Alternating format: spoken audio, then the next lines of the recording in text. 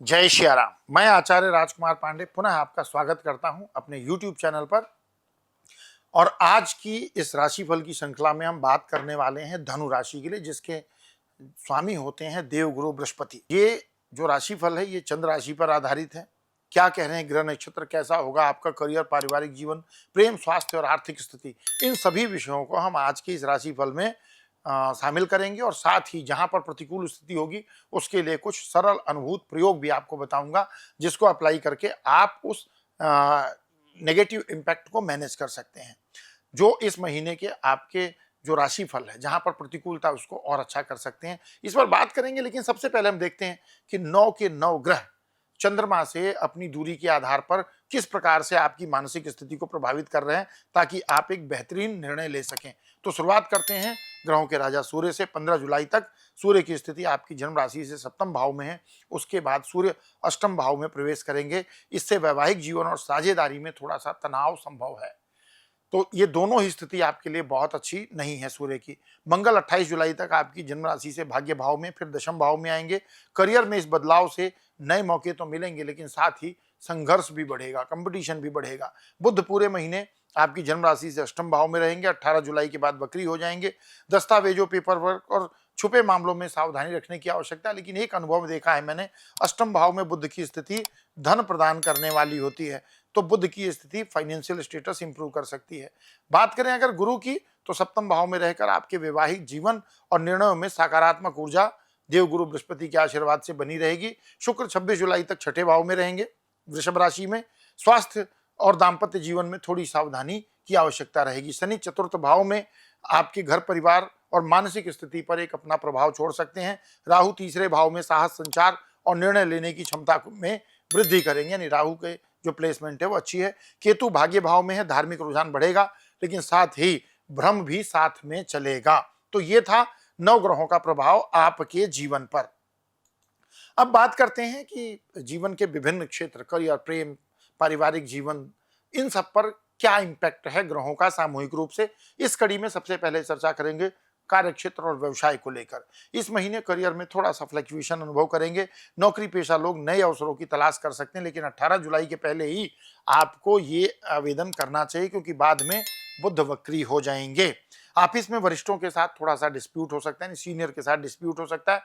विशेष रूप से महिला अधिकारियों के साथ बातचीत में आपको संयम रखना चाहिए। जो लोग व्यवसाय में, उनके लिए महीना स्टेबिलिटी का यानी स्थिरता का है। कोई बड़ा निवेश ना करें, बल्कि पुराने क्लाइंट्स को एक्टिव करें, यानी उनसे कम्युनिकेशन बढ़ाएं, उनको दोबारा से अपने साथ लेकर के आएं। 28 जुलाई के बाद मंगल के दशम भाव में आने से करियर में जरूर आपको ग्रोथ मिलती हुई दिख रही है। बात करें आर्थिक स्थिति की, तो पैसे के मामले में महीना संतुलन और संयम का रहने वाला है। आय तो बनी रहेगी, इसमें कोई डाउट की बात नहीं है, लेकिन एक्सपेंस पर भी कंट्रोल करने की आवश्यकता है। इसलिए कोई भी एक्सपेंस करने से पहले आप ये जरूर एक चेकलिस्ट बना करके देखें कि क्या ये जरूरी है। अगर जरूरी है तो एक्सपेंस करें, नहीं है तो उसको पोस्टपोन कर दीजिए फ्यूचर के लिए। अचानक खर्चे जैसे इलाज या यात्रा या घरेलू मरम्मत की भी संभावना बन सकती है। तो इसमें कुछ खर्च तो ऐसे हैं जो हम अवॉइड नहीं कर सकते हैं, लेकिन फिर भी हमें सावधानी रखनी है। बृहस्पति की दृष्टि लाभ भाव पर है, इसलिए जरूरतों की पूर्ति तो होती रहेगी। ये एक अच्छी बात है। बृहस्पति महाराज सप्तम भाव में बैठकर पंचम दृष्टि से लाभ भाव को देख रहे हैं। निवेश या कोई बड़ा फाइनेंशियल फैसला जुलाई के अंत तक टालना आपके लिए ज्यादा अच्छा रहने वाला है। बात करें हेल्थ की, क्योंकि हेल्थ इज वेल्थ। स्वास्थ्य के मामले में महीना सावधानी की मांग करता है, यानी थोड़ा सा वहां पर सतर्कता रखने की आवश्यकता है। पुराने रोग फिर से सक्रिय हो सकते हैं। विशेषकर पेट और लीवर से संबंधित परेशानियां आपको डिस्टर्ब कर सकती हैं, तो वहां खान पान में नियंत्रण रखने की आवश्यकता है। मानसिक तनाव और नींद की समस्या भी हो सकती है। ध्यान और योग से आपको डेफिनेटली लाभ मिलेगा।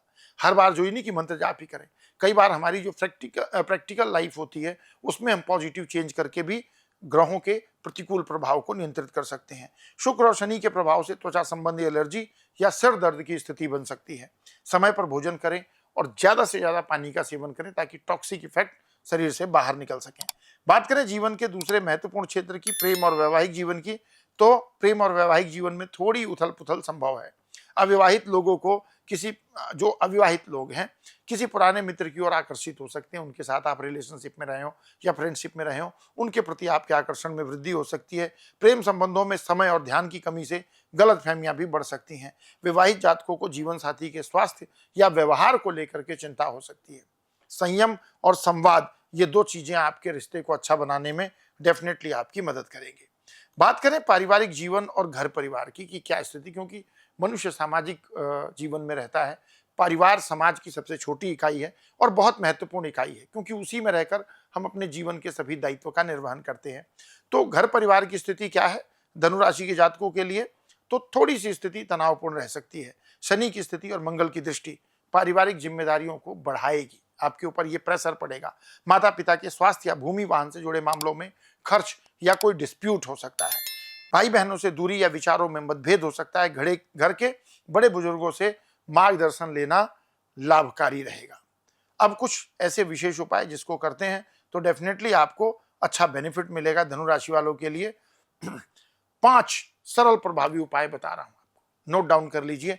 पहला उपाय, हर गुरुवार को केले के पेड़ पर जल चढ़ाएं और ओम ब्रह्म बृहस्पते नमः इस मंत्र का जाप करें।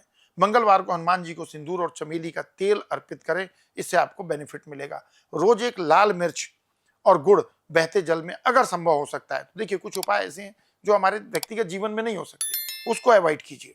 रोज एक लाल मिर्च और गुड़ बहते हुए जल में प्रवाहित करें, नेगेटिव एनर्जी दूर होगी। घर में पीले पुष्प लगाएं, गाय को गुड़ चना भी खाने के लिए दे सकते हैं, और साथ में महीने में एक बार गरीब बच्चों को विद्या अध्ययन के लिए उनके स्कूल या उनके पाठ्यक्रम से संबंधित पुस्तकें या अभ्यास पुस्तिका भी दान कर सकते हैं, इससे आपको अच्छा बेनिफिट मिलेगा।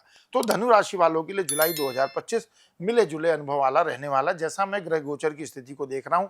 और साथ में एक बात कहना चाहूंगा, धैर्य, आत्मविश्वास और नियमित प्रयास आपको हर क्षेत्र में सफलता की ओर लेकर के जाएगा।